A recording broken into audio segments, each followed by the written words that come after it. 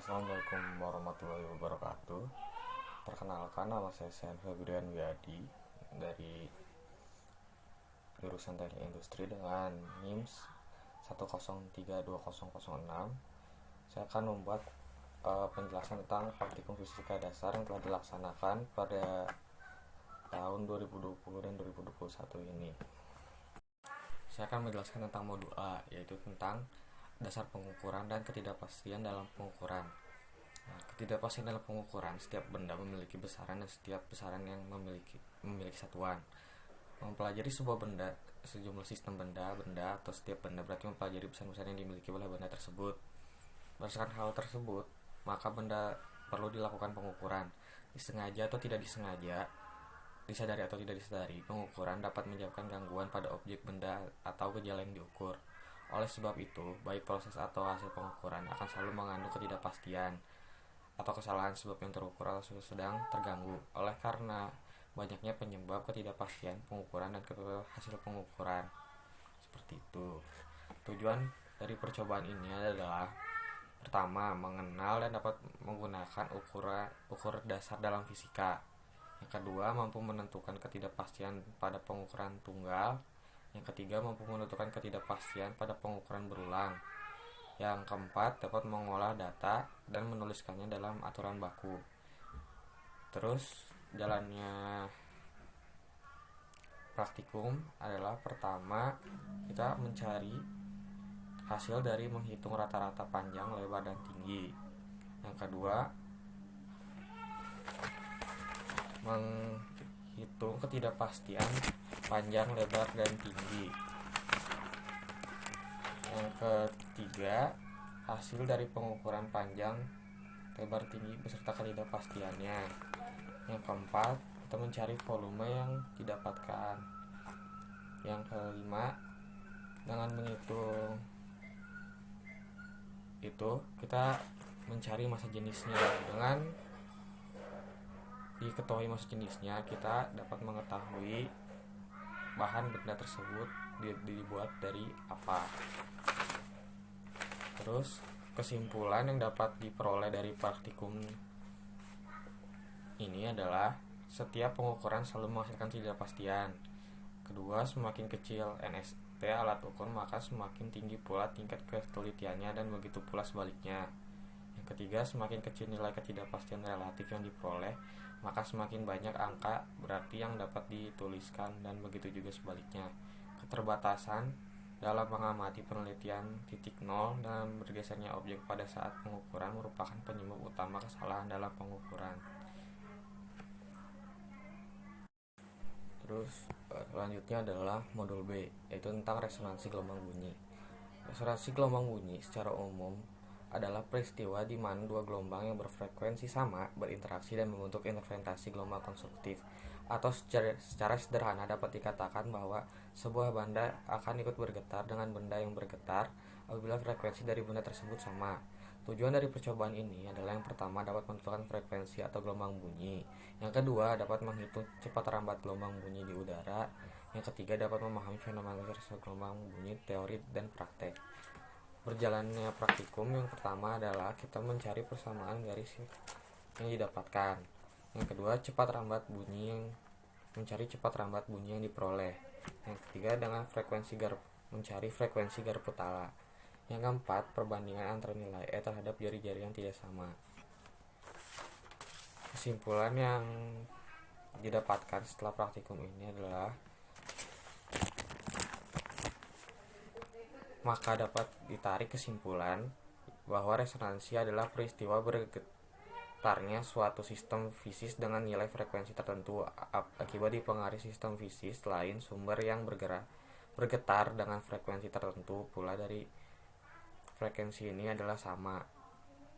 Peristiwa resonansi dapat diamati dengan menggunakan kolom udara yang berisi dengan air.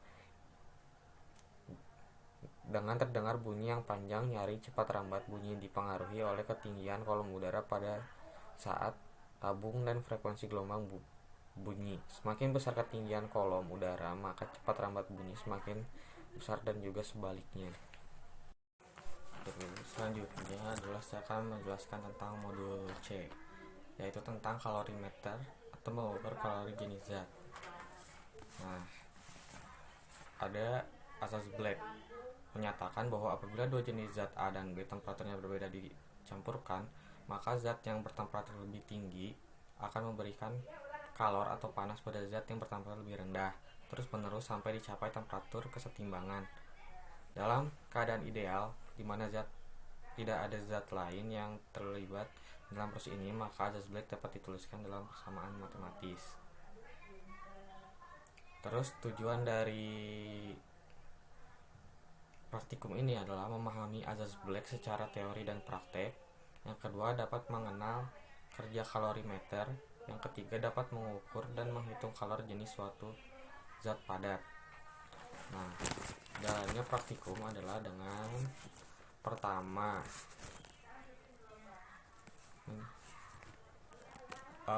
mencari kalor jenis yang kita peroleh. Yang kedua, dari kalor jenis bahan yang kami peroleh, lalu hitung menggunakan persamaan. Yang ketiga, kalor jenis yang kami jika dibandingkan dengan tabel yang ada di lab mendapatkan jenis hasil kuningan. Kesimpulannya adalah kalorimeter adalah alat untuk mengukur kalor jenis suatu zat. Energi tidak dapat dimusnahkan dan tidak dapat diciptakan. Kalor berpindah dari suhu tinggi ke suhu yang lebih rendah sehingga menjadi suhu termal. Selanjutnya adalah modul D, yaitu gerak harmonik sederhana. Bila suatu benda bergerak bolak-balik terhadap suatu titik tertentu, maka benda tersebut dinamakan bergetar. Benda tersebut mengalami getaran. Dalam ilmu fisika terdapat beberapa kasus benda bergetar, diantaranya adalah gerak harmonik sederhana. Adalah gerak bolak-balik benda melalui satu titik keseimbangan tertentu dengan banyaknya benda dalam setiap detik konstan.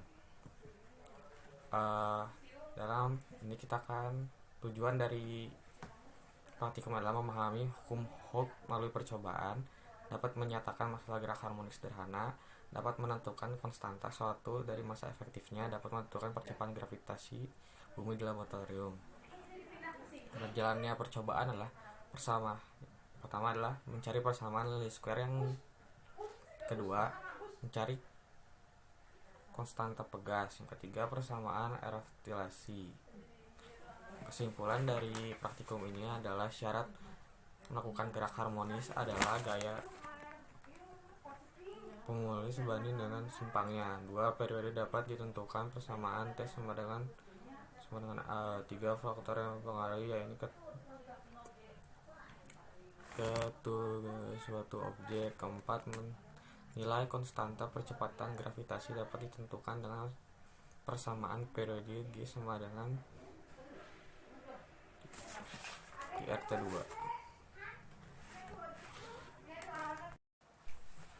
Modul E, yaitu adalah pesawat Atwood. Jika suatu benda bergerak lurus beraturan, maka jarak yang ditempuhnya sebanding dengan waktu tempuhnya. Benda yang bergerak sangat lambat dilakukan, tetapi kondisi geraknya sudah dipertahankan. Sedangkan untuk benda yang bergerak relatif cepat, kesulitan akan muncul pada saat mengukur posisi dan waktu. Secara alamiah, memang melakukan pengukuran pada kondisi dinamis lebih sulit daripada melakukan pengukuran dalam kondisi statis. Tujuan dari percobaan ini adalah memahami makna gerak translasi secara teori dan praktek, mampu menyelesaikan soal gerak lurus dengan menggunakan hukum Newton, menguji model grafik yang dapat dengan metode statistik. Nah, yang pertama adalah kita mencari percepatan gaya yang diperoleh. Yang kedua, mencari percepatan M, mencari least square yang didapat, kecepatan M1. Dari hasil praktikum yang itu pesawat Atwood dapat disimpulkan bahwa praktikum tersebut menunjukkan berlakunya hukum-hukum Newton aplikasi gerak lurus beraturan pada saat benda yaitu M plus M2 bergerak melalui lintasan C ke A. Benda tersebut menunjukkan berlakunya hukum 2 Newton. Pada saat bergerak di lintasan A ke B, benda M2 mengalami kecepatan konstan berlakunya hukum Newton GLB. Sementara gerak Jadi reaksi aksi pada dua tali yang dihubungkan pada katral sehingga menemukan hukum 3 Newton. Kritik dan saran untuk pengembangan praktikum fisika dasar. Sebenarnya susah untuk mengkritiknya karena sedang online, dan sarannya lebih ditingkatkan cara penyampaian cara praktikumnya secara online karena cukup sulit dimengerti. Sekian dari saya. Wassalamualaikum warahmatullahi wabarakatuh.